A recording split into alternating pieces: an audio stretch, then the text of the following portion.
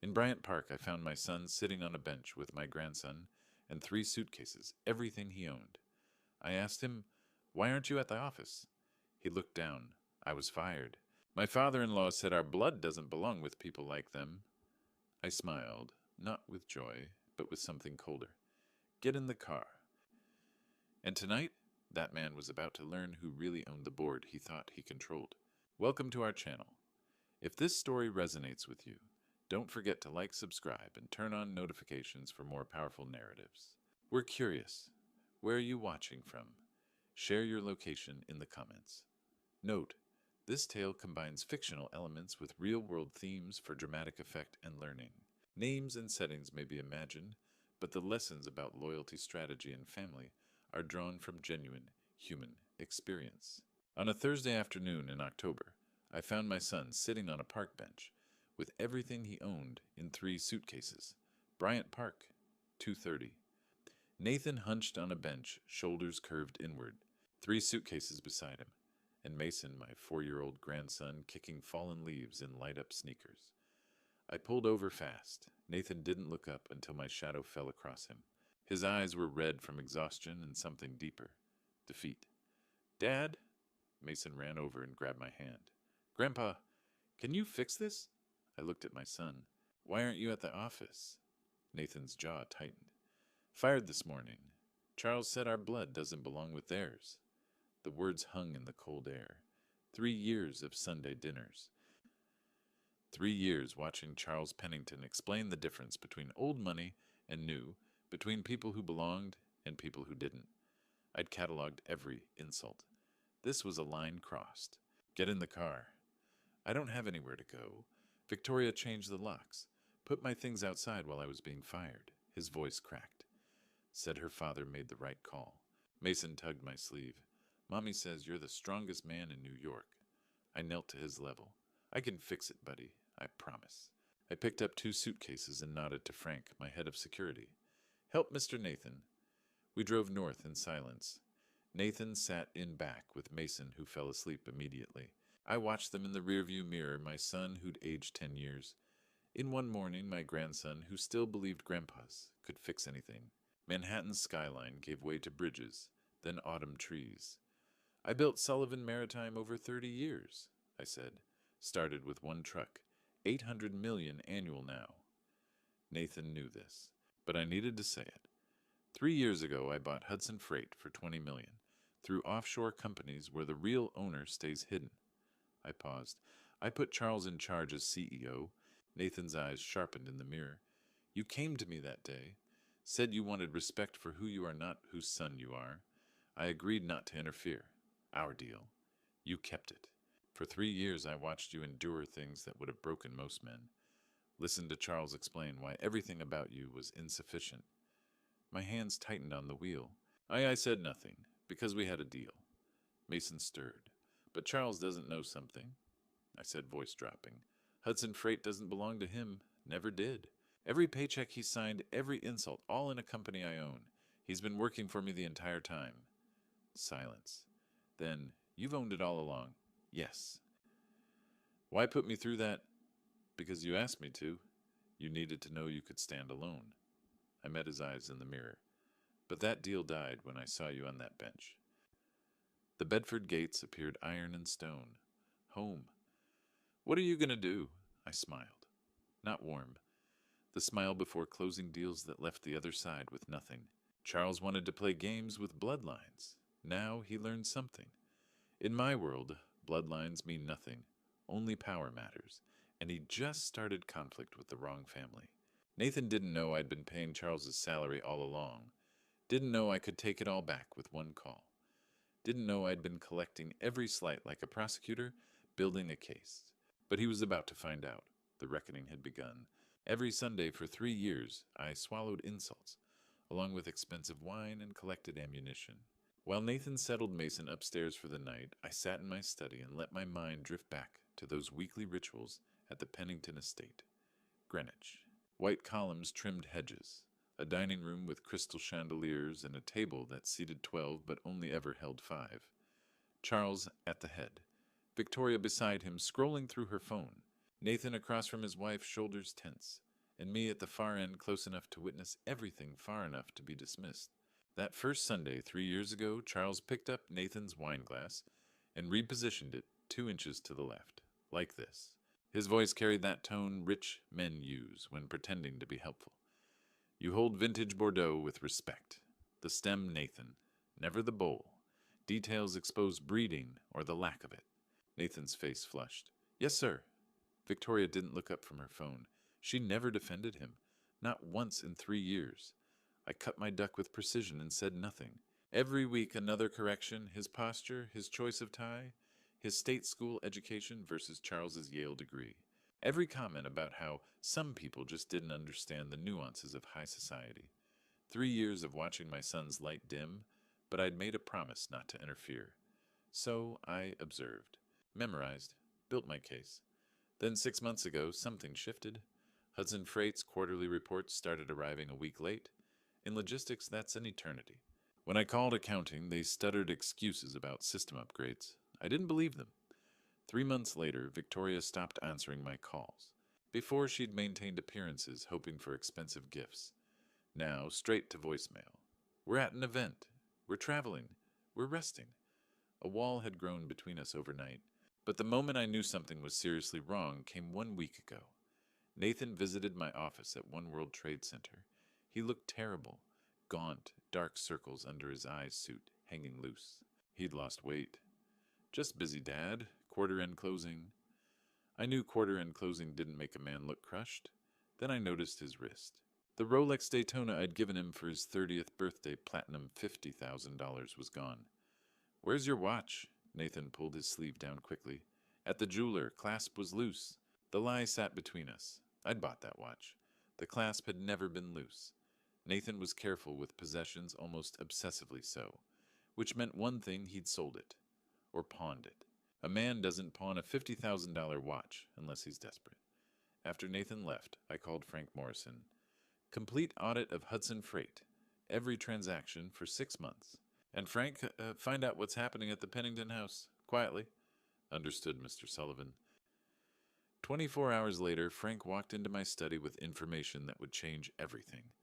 But that was Thursday morning hours before I'd find Nathan on that park bench. The signs had been there all along. Delayed reports, avoided calls, the missing watch, Charles's increasing confidence like a man who thought he'd gotten away with something. He had no idea I'd been watching, waiting, that every insult, every slight, every smug comment had been building toward something he couldn't imagine. Within 24 hours I would know the truth, and the truth would require its price. That evening, Frank Morrison walked into my study with a black folder. Black meant immediate action required. You need to see this, Mr. Sullivan. I was already seated. He laid the folder on my desk and opened it without ceremony. Page 1. Police report. Filed today at 1:15, just hours after Nathan was terminated. Complainant Charles Pennington. Allegation Nathan Sullivan removed valuable family heirlooms upon departure. Antique coins, sterling silver jewelry. Estimated value $2.8 million. He filed this while Nathan sat on that park bench. I said quietly. Yes, sir. Wanted him arrested before he could defend himself. Page 2 made my jaw tighten. Credit report. 12 separate loans from different banks over 6 months. Total $18 million. All in Nathan's name, except they weren't his signatures. Handwriting expert confirmed. Frank said, sliding another document across. High-quality digital forgeries. They used Nathan's actual signature from company documents plotted onto loan applications. The collateral agreements listed Hudson Freight as guarantor Nathan's personal assets as secondary security. When the loans defaulted, the banks would destroy everything. The company would collapse. Nathan would be personally liable for $18 million he never borrowed. They were building a trap, I said. Bankrupt the company, blame Nathan, let criminal charges follow. He goes to prison while they walk away clean. That's our assessment. Frank pulled out a tablet and pressed play. The video showed Nathan and Victoria's bedroom camera hidden. Victoria's voice was sweet with poison underneath. You're so tense lately, Nathan. Maybe you should see someone. You're becoming aggressive. You're scaring Mason. I'm not aggressive. I'm just tired. See, you're yelling. You're unstable. The video cut. Another clip showed Victoria breaking a vase, then immediately, why did you do that? Mason, go to your room. Daddy's having another episode. She was building a custody case, Frank said. These videos would be shown to a judge. Proof Nathan was dangerous, mentally unstable. She'd get full custody. He'd get supervised visitation at best. I closed my eyes briefly, controlling the cold fury building in my chest. One more thing, Frank said quietly. The worst part. He laid down a document I recognized immediately. Pledge agreement. My international shipping license number 7801, the authorization for Sullivan Maritime to operate in every major eastern seaboard port. Contracts worth $400 million annually. Pledged as collateral for a $7.5 million loan from a Cayman Islands fund. How did they access the original, forged duplicate through a corrupt notary? The money transfers tomorrow at noon. Through the window, I could see the main house where Nathan was in the next room, with Mason putting him to bed. Completely unaware his entire life had been systematically dismantled. Block that transfer, I said. Federal Reserve Treasury Department, whoever you need. That money doesn't move. Understood. And Frank, get me everything on Charles Pennington. Every loan, every account, every offshore entity, every secret. Frank nodded. He recognized this tone. They tried to build a trap for my son, I said quietly. Now I'm going to show them what a real trap looks like. After Frank left, I sat alone. In the next room, Nathan's voice drifted through, reading Mason a bedtime story. My grandson's sleepy laughter. They'd tried to take that away. From both of them. Charles and Victoria Pennington had made a critical miscalculation. They thought I was just a wealthy old man who'd sit quietly while they destroyed my family. They were about to learn the difference between having money and having power. The defense was over. Now came the reckoning. Predators hunt at night, so do I. But I hunt with balance sheets and wire transfers weapons far deadlier than claws. At 8 o'clock Thursday evening, I stood in the shadows of Christie's Rockefeller Center showroom, surrounded by gilded frames and ancient sculptures worth more than most people earned in a lifetime. Charles Pennington moved through the crowd like a man who owned the room. He didn't. I did, or at least I owned the company that paid his salary. He stopped near a Basquiat sketch, checking his phone twice. Nervous. A man approached. Mid-40s leather jacket, over designer jeans, gold Rolex catching the light. This had to be Tony Russo, a name Frank had flagged months ago in connection with container theft and off-the-books shipping deals along the eastern seaboard. Frank's voice crackled softly in my earpiece. Target confirmed. Anthony Russo. 2 priors for cargo theft, 1 sealed, currently under federal watch. Charles extended his hand. Russo didn't shake it. Instead, he slid a small USB drive across the marble pedestal between them. 10 units, Russo said quietly. Mercedes Actros 2023 models. Clean titles, offshore registration. $85,000 each. I felt my jaw tighten. $85,000 per truck, 30% of market value. 10 trucks meant $850,000, moving under the table using Hudson Freight's licenses and infrastructure. Charles pocketed the USB without looking at it. Tomorrow morning. Port of Newark, Pier 47, cash on delivery. Half up front, Russo countered. Or the deal's off. Charles hesitated, then nodded. Fine, I'll wire it tonight. From my position 15 feet away, I raised my phone and captured 3 clear photos. The handoff, Russo's face, Charles's hand on the USB. Frank, positioned near the champagne bar, had recorded the entire conversation. Captain Brooks is standing by, Frank murmured through the earpiece. He can intercept the shipment at dawn. No, I said softly, turning toward the exit. Let it play out. I want them both on record taking delivery. Then we move. Friday afternoon, I sat alone at a corner table in the Modern at MoMA, surrounded by floor-to-ceiling glass overlooking the sculpture garden. Victoria arrived at 3 o'clock sharp, wearing a gray cashmere cardigan and oversized sunglasses she didn't remove indoors. She slid into the chair across from me and let out a long theatrical sigh. This has been so difficult for me. She began dabbing at dry eyes with a tissue. Nathan's behavior, I never imagined he'd become so unstable. I said nothing, just watched. I want this resolved quietly, she continued, for Mason's sake. What do you want, Victoria? She leaned forward. The Tribeca penthouse, $4.5 million. Sign it over to me and I'll withdraw the charges. Nathan can go free. I let the silence stretch, watching her mask slip just slightly, the hunger beneath the grief. That's That's my home, I said, injecting just enough fear into my voice. It's all I have left. Then you'll lose your son, too, she said coldly, placing a document on the table. This is a donation agreement, not a settlement. No lawyers, no records. Just a generous gift from a father-in-law who cares. Extortion dressed up in legalese. I reached for the paper, slowly running my finger along the edge. The microphone pinned inside my collar was recording every word. I'll need time. You have until 10 a.m. tomorrow, Victoria interrupted, standing abruptly. The notary is waiting. Don't be late. She walked away, heels clicking against marble shoulders back like she'd already won. Frank's voice returned to my earpiece as the restaurant door closed behind her. Got every word. Extortion, coercion, and conspiracy.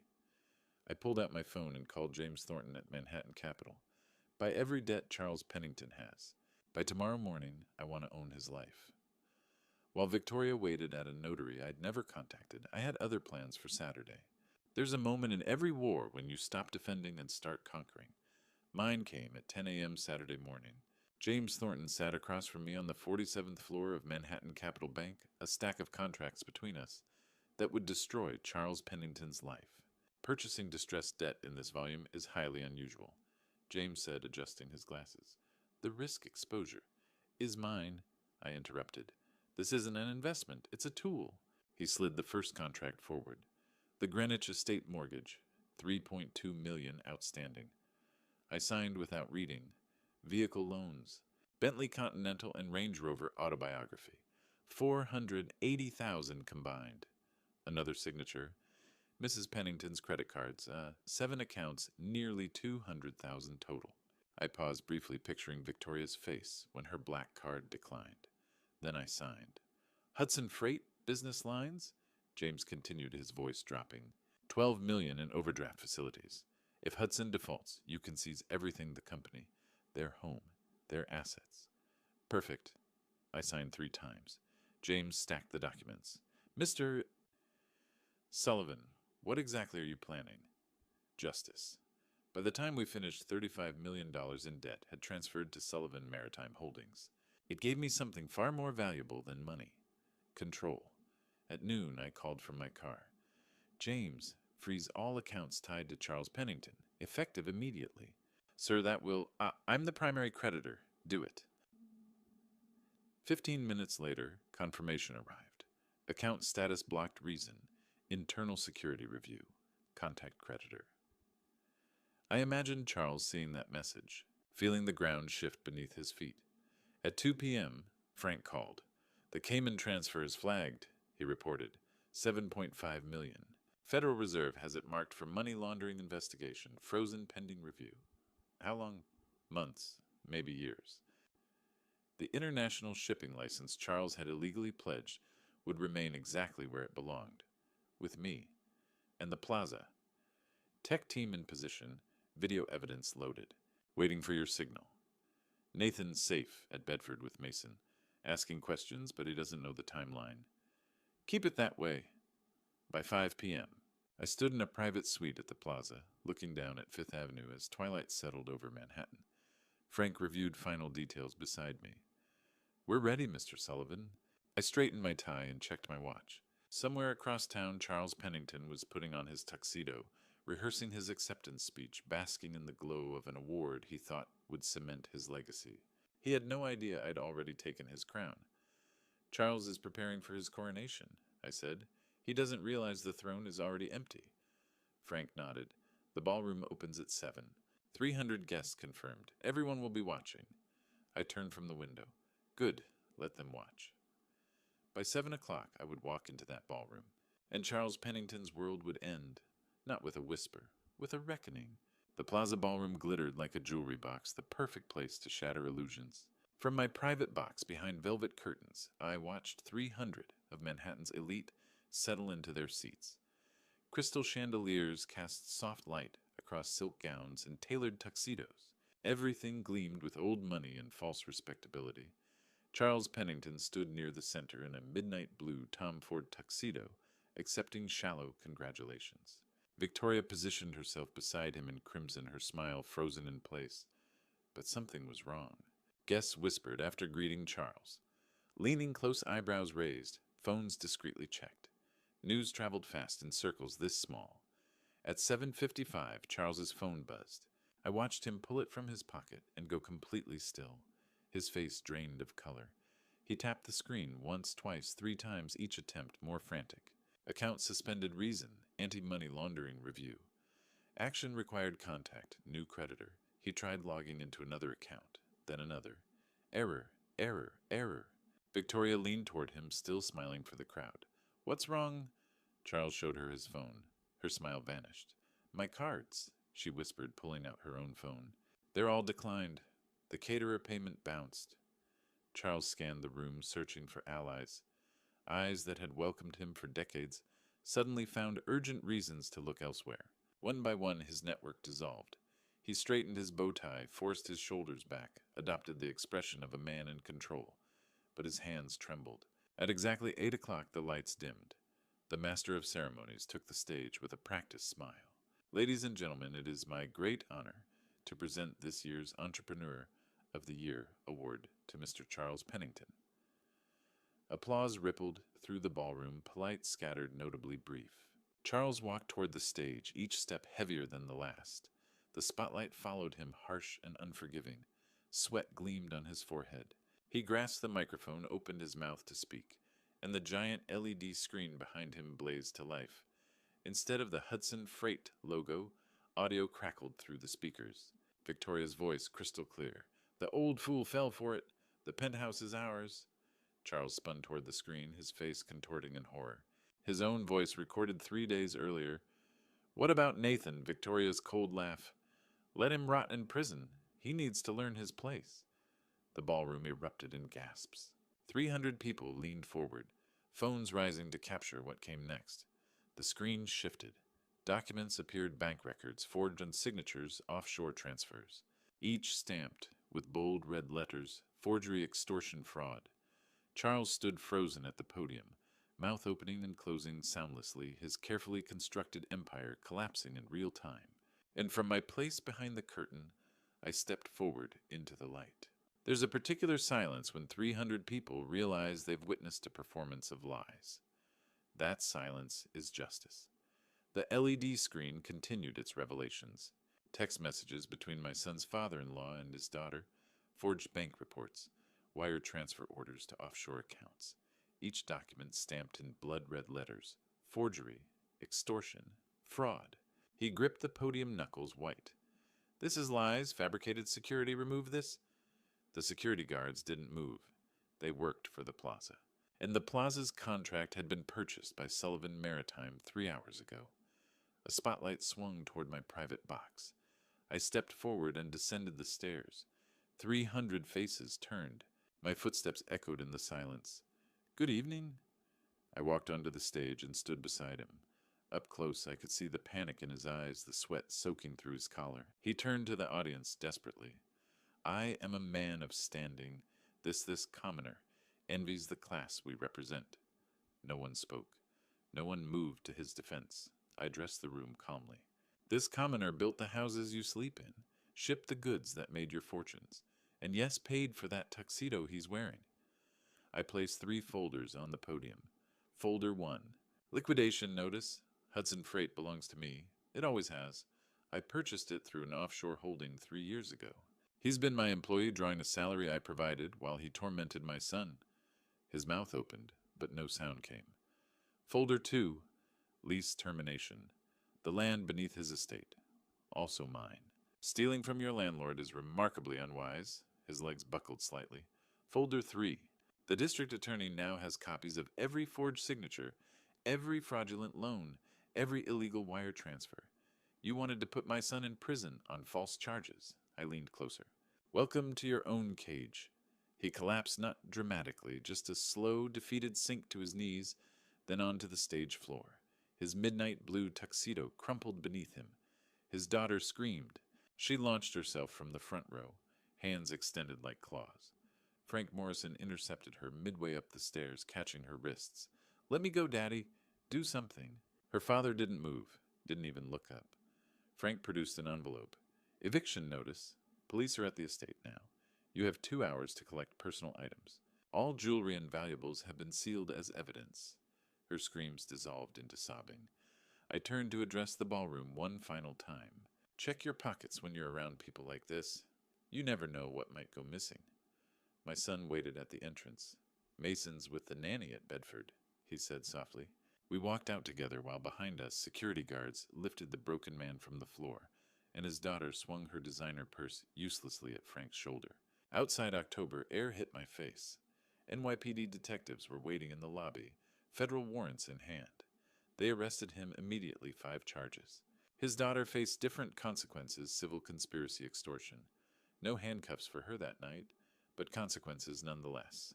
I didn't feel triumph. I felt exhausted relief. The predators were caged. Now came the healing. If you've stayed with me through this journey, through the humiliation, the strategy, and tonight's reckoning, leave a comment below.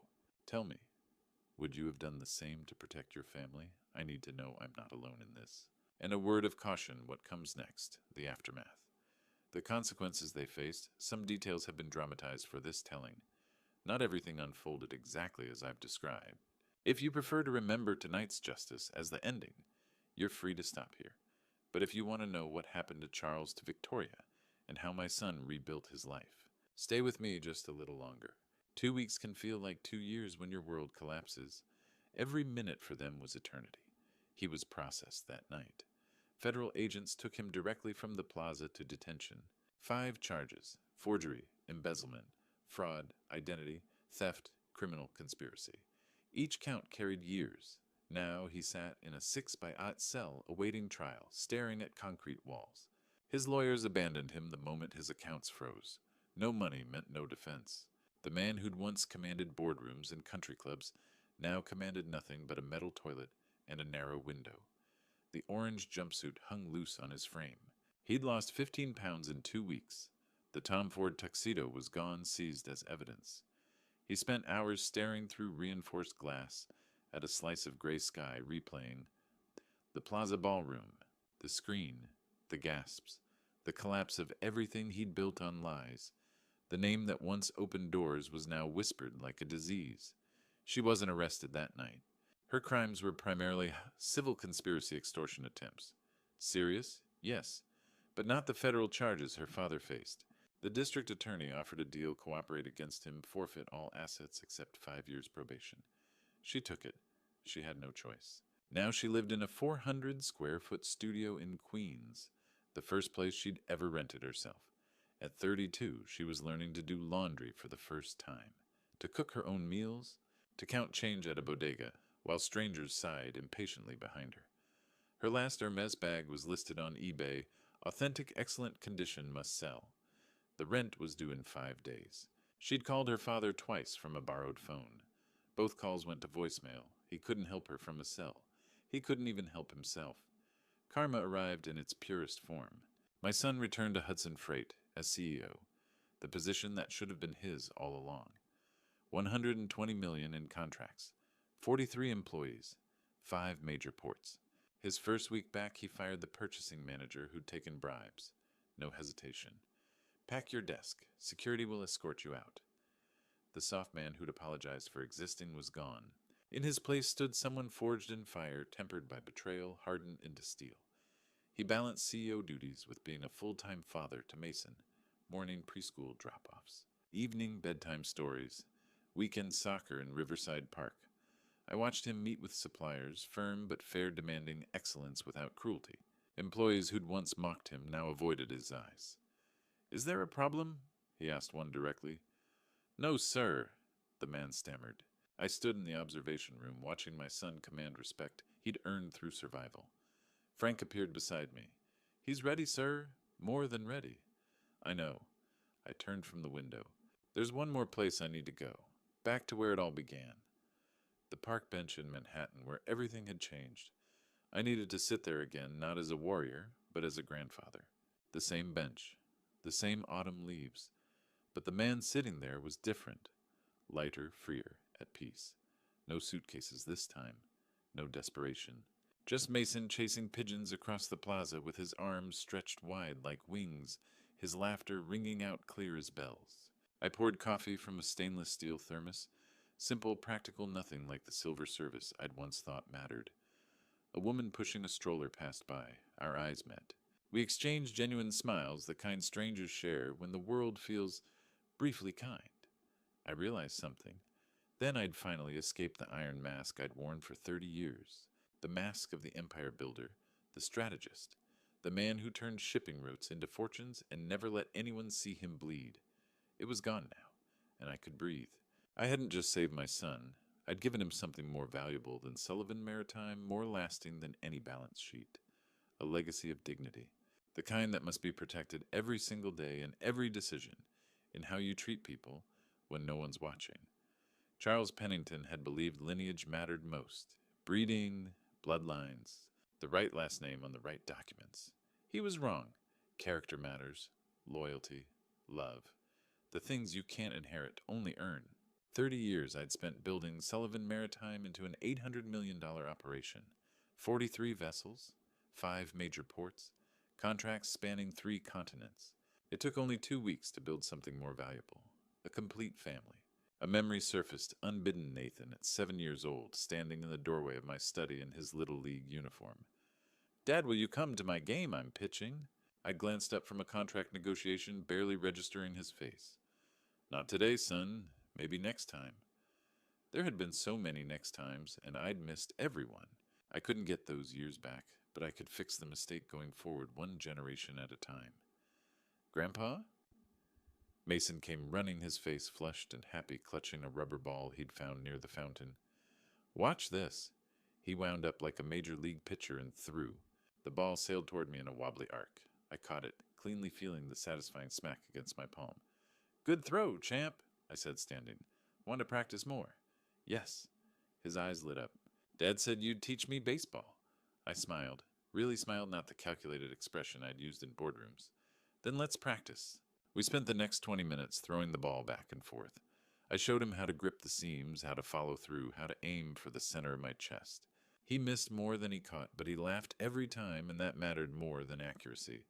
Fixing mistakes, I thought, one generation at a time. The sunset painted Bryant Park in shades of orange and red. Office workers streamed past on their way to the subway. The city hummed with its usual evening energy. "Come on, Mason," I said, holding out my hand. "Let's go home. Your dad's waiting." His small fingers wrapped around mine, warm and trusting. We walked together across the plaza, past the fountain where tourists took photos, past the chess tables where old men plotted endgames. At the edge of the park, I looked back one last time at the bench where everything had changed, where my son had sat with 3 suitcases and a 4-year-old boy believing he'd lost everything, where I'd decided that some things family dignity love were worth going to war for, where it all began, where it all ended, and where finally healing could start. Looking back now, sitting on this same bench where it all began, I realized something important I need to share with you. Don't be like me. Don't wait 30 years to build an empire before you build a family. Don't let pride make you send your son into a den of wolves just to prove he can stand alone. I thought I was teaching Nathan strength. Instead, I almost lost him entirely. Grandpa stories like mine, the ones about revenge and corporate warfare, they make for compelling tales. But you know what? The best grandpa stories aren't about boardroom battles. They're about teaching a 4-year-old how to throw a baseball, about being there for bedtime, about answering when a small voice asks, "Grandpa, can you fix this?" Real grandpa stories are written in presence, not in power. God gave me 3 chances I didn't deserve. First, he preserved my son when I failed to protect him. Second, he gave me the resources to fight back when others had none. Third, he granted me, Mason, a living reminder that legacy isn't measured in revenue but in relationships. The Bible says, "What does it profit a man to gain the whole world and lose his soul?" I gained Sullivan Maritime $800 million in annual revenue, but I nearly lost what mattered most. Family stories shouldn't be about courtroom victories and financial takedowns. The family stories worth passing down are about showing up, choosing your child's baseball game over another contract negotiation, holding your grandson's hand instead of another meeting. These are the family stories that actually matter, the ones that echo through generations, not because of their drama, but because of their truth. If you're facing betrayal like I did, whether from in-laws, business partners, or people you trusted, remember this: justice matters, dignity matters, But don't let the fight consume you so completely that you forget what you're fighting for. God didn't put us on this earth to destroy our enemies. He put us here to love our families, to stand for what's right, and to pass down something better than wealth to the next generation. The best revenge isn't destruction, it's living well, loving deeply, and finally, coming home. Mason's waiting for me now. We have baseball to practice. Thank you for listening to an old man's story. Final note. This content contains dramatized storytelling elements for educational purposes. Some details are fictionalized, but the core lessons about recognizing financial and emotional abuse are real. If this style doesn't resonate with you, that's okay. Please seek content that better suits your needs.